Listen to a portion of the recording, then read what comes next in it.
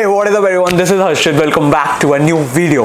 Okay, so भैया Christ university का आपका इंटरव्यू आ गया है। काफ़ी लोग बहुत सारे डाउट हो रहे हैं, बहुत टेंशन में थे, नर्वस हो रहे थे। तो मैंने लास्ट मिनट टिप्स बना चुकी है इंटरव्यू की, वो देख ली लोगों ने। फिर माइक्रो प्रेजेंटेशन के इंपॉर्टेंट टॉपिक्स टिप्स वगैरह सब समझा दिया था, ठीक है। अब लास्टली एक स्किल असेसमेंट बचा था। अब गाइस देखो, स्किल असेसमेंट पहले तो होता नहीं था, ठीक है, बीच में हट गया था काफ़ी सालों के लिए। पहले होता था, आई थिंक 2018 तक होता था, फिर हट गया एंड अब वापस आ गया। तो काफ़ी लोग कंफ्यूज थे कि क्या है स्किल असेसमेंट, ये वो बहुत चीज़ है।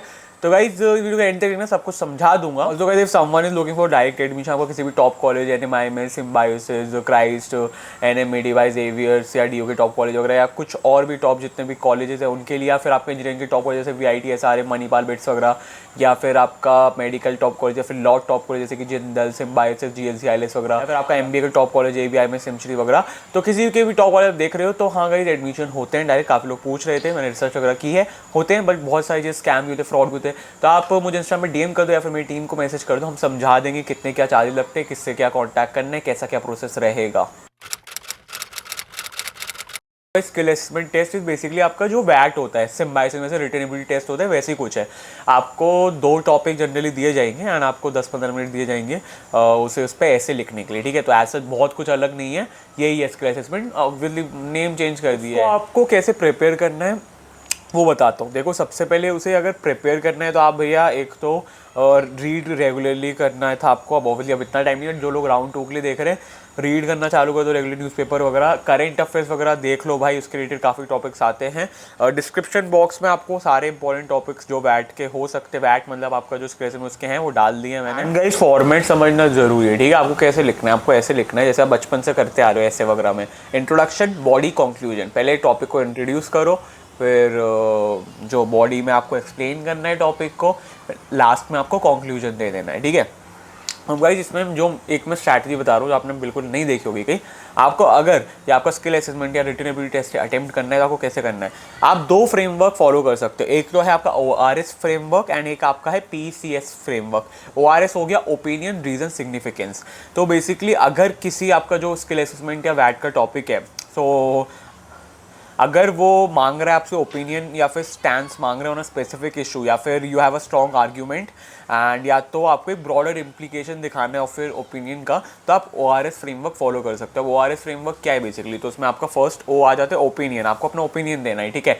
फिर आ जाता है R से रीजनिंग, तो रीजनिंग आपको देनी कि आपका जो ओपिनियन है वो किस रीजन की वजह से, आपको वो समझा देना है। इसलिए आपका सिग्निफिकेंस आ जाता है जिसमें आपको कंक्लूड करना है by highlighting the importance of your opinion, ठीक है। तो दूसरा फ्रेमवर्क है वो है PECS, basically problem, effect, cause, solution. तो अगर आप PECS तब यूज़ करना जब जो आपका टॉपिक है दैट इज़ फोकसिंग ऑन, तो आपका जो टॉपिक है that is focusing on a specific problem और चैलेंज, एंड या फिर you want to demonstrate your analytical skills, या फिर एक सॉल्यूशन प्रपोज करने के लिए मांगा गया आपको करना है, ठीक है। तो आप PECS फॉलो करना। PECS की बात करो तो सबसे पहले प्रॉब्लम क्या है, तो आपको प्रॉब्लम को डिफाइन करना है, ठीक है। उसके बाद इफेक्ट मतलब explain the negative consequences of the problem, ठीक है, and you can like show how it affects individual society. आपका C से कॉजेज आ जाता है, then you have to like analyze the underlying reasons behind the problem, and lastly solution, आपको एक feasible and well thought out solution बता देना है। तो यार ये 2 फ्रेमवर्क फॉलो कर लेना, मैंने बता दिया क्या टाइप आपको क्वेश्चन आया है, क्या टॉपिक में, उसके अकॉर्डिंगली फॉलो करना फ्रेमवर्क। हाँ मिक्स मैच भी कर सकते हैं, जरूरी नहीं कि फ्रेमवर्क फॉलो यही करना है, नहीं, थोड़ा मिक्स मैच भी कर सकते हो, बट हाँ इन शॉर्ट ऐसे रखना, इंट्रोडक्शन, बॉडी, कंक्लूजन करके। और जो गाइस अब देखो टॉपिक में ना, तो पहले उसे अच्छे से समझ लेना, ठीक है। क्वेश्चन को अच्छे से रीड करना है एटलीस्ट 2-3 बार, जल्दी में एक बार पढ़ के एक्साइटेड मत हो जाना, आता है या तो बिल्कुल ही नहीं आता, नर्वस हो जाए, नहीं, आप 2-3 बार पढ़ो अच्छे से तब स्टार्ट करना, क्योंकि क्या पता टॉपिक में कुछ मिस आउट कर दो आप, या फिर आप कुछ डीप में ना समझ पाओ, इसलिए टॉपिक को अच्छे से पढ़ना। ऑल्सो गाइस आपकी वोकैबुलरी अच्छी होनी चाहिए, ठीक है, ग्रामर आपकी, अब वो चीज़ें मिस्टेक हो रही है वो बहुत बेसिक मिस्टेक्स हैं, उससे अफेक्ट करेगा, इसलिए आपकी ग्रामर वोकैबुलरी अच्छी होनी चाहिए, अच्छे से फ्रेम करके लिखना सेंटेंस, ऐसा नहीं जल्दी कुछ भी लिख रहे हो। जो भी ओपिनियन आप रखोगे उसके अंदर स्ट्रॉन्ग ओपिनियन रखना।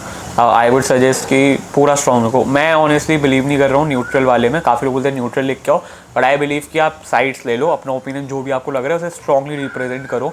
एंड मैंने लास्ट 3 साल से वीडियो बना रहा हूँ एंड यही बताता हूँ हर साल वैट की वीडियो में, अभी स्किल असेसमेंट है तो, ठीक है, क्योंकि अपना जो ओपिनियन आप स्ट्रॉन्गली प्रेजेंट करोगे तो हाँ लगेगा कि हाँ सामने भाई है ओपिनियन कुछ ऐसा, हम न्यूट्रल कर रहे हो तो लाइक यहाँ फ्रेम्ड है ऑलरेडी है वो, एंड सो या I believe in this thing, तो बाकी तो आप देख लेना। एंड गाइस एक और चीज़ की ज़्यादा बड़ा मत कर देना, आपका इतना टाइम नहीं है, बट बहुत ज़्यादा बड़ा लिख के मत आ जाना, शॉर्ट रखना, सिंपल रखना, एंड अच्छे से हो, ठीक है। लंबा ज़रूरी नहीं कि आपने कितने वर्ड्स लिखे हैं, इसमें मैटर नहीं करता। वर्ड्स से ज़्यादा है कि आपने कितना अच्छा लिखा, आपके पॉइंट्स कितने अच्छे से प्रेजेंट हुए, आपकी ग्रामर कैसी है, आपका ओपिनियन कैसा है, कितना स्ट्रॉन्ग है। इंडिया बस आपका जो, हाँ, स्पेशली कंक्लूजन का पैराग्राफ, उसमें तो आपका बिल्कुल समझ आना चाहिए कि आप क्या कहना चाह रहे हो, आपका क्या व्यू पॉइंट है, किस साइड पे हो आप। कंफ्यूजन मत लिखना कि हाँ ये वो न्यूट्रल मैं सजेस्ट नहीं करूँगा, है ना।